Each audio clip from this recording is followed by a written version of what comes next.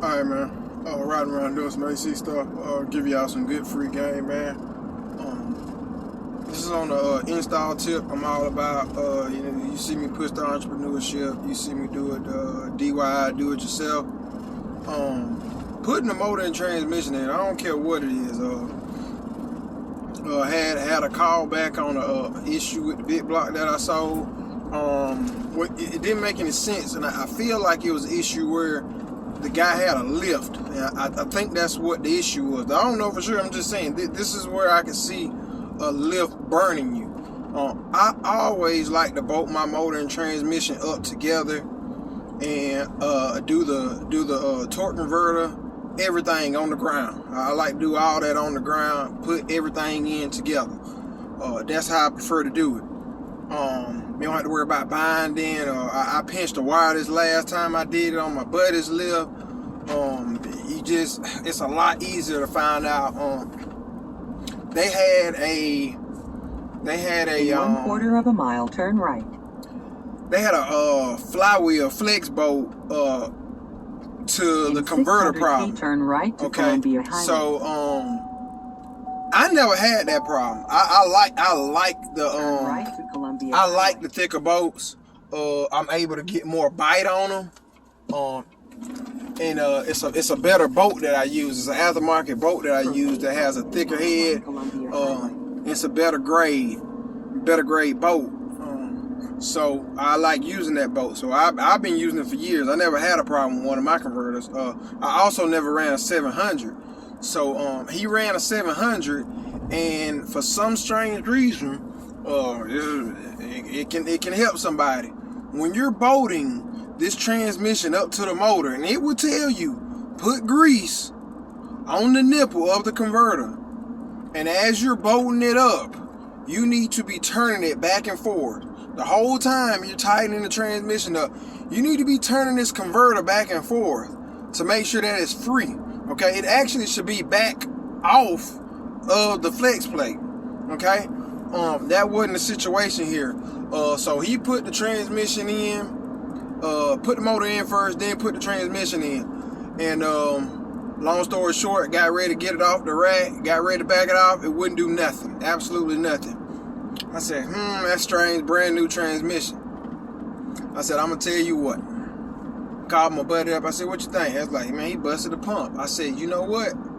He did say these bolts were hidden. Sure enough, luckily, great customer. He was honest, took it to a transmission shop. They come back, they say, hey, the pump's busted. Because I told him, I said, anything else besides the pump busted, my guy's gonna cover it. Okay, understandable. So he was honest enough to take it to a transmission shop, and they said, yeah, the pump was busted. Which is not a bad fix, but it's like, it never had to happen. It didn't. It never had to happen. So that's some free good game for somebody who's doing it the first time and not understanding that. Another situation that I always see, because it happens. Header leaks. If you read the directions on the header, it's gonna tell you to use glue. If you don't use glue, it's not gonna seal. Point blank. Period. I don't care what you do. I don't. I've had headers machined flat and flush, and it's better, but you still have leak. Okay, you read the headers, it will tell you to use silicone or glue if you don't want to hear any, which is really not the end of the world. But if you don't want to hear that, use the copper glue. Okay, use the copper glue on 2 gaskets. No, use 1 gasket, use the glue. That's all you got to do. Sometimes it had to heat up, had to let it cool off a couple times, let it twist, and then come back and retorque them. That's just a header situation. It's just part of it with them.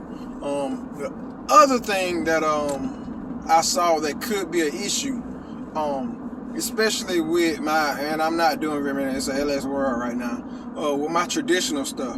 Okay, when you get this, the timing is pretty doggone spot on. In this situation here, I was sure that the timing was exact. I let it get warm.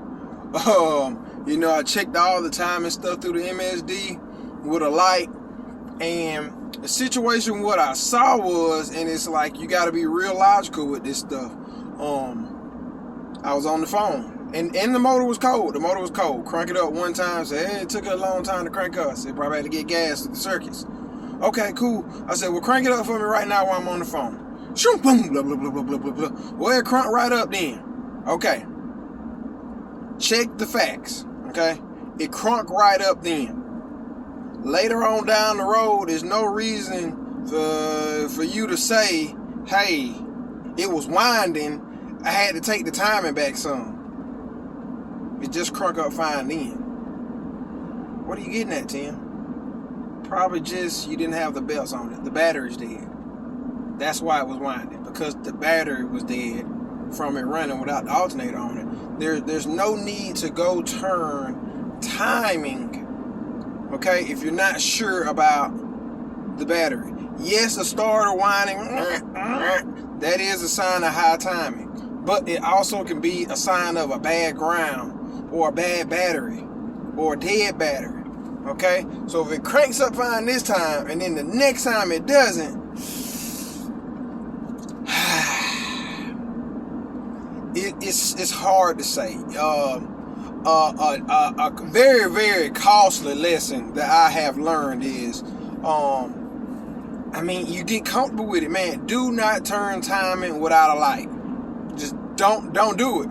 Don't turn timing without a light, man. I was in a situation where I heard the guy's buddy say it. Man, this guy got twice your motor and twice your car. And I got beat. It's just what it was. I was turning timing without looking at it. And I had a bent distributor lock.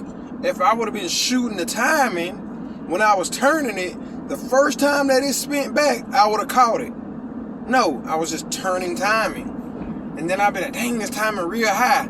I go back and shoot it. It'd be really, really high. And I said, okay, maybe I just got a little overzealous, turning it. So I set it back. And I'd be like, let me put a little bit more in it. Then I turn it, it'd be too high. And I did this over and over and over again. And I never caught the issue. And so that is my 2 cents, man. That burnt me. That burnt me, man. I had an SS Monte Carlos with aluminum head big block in it. That wasn't nothing but the truth, man.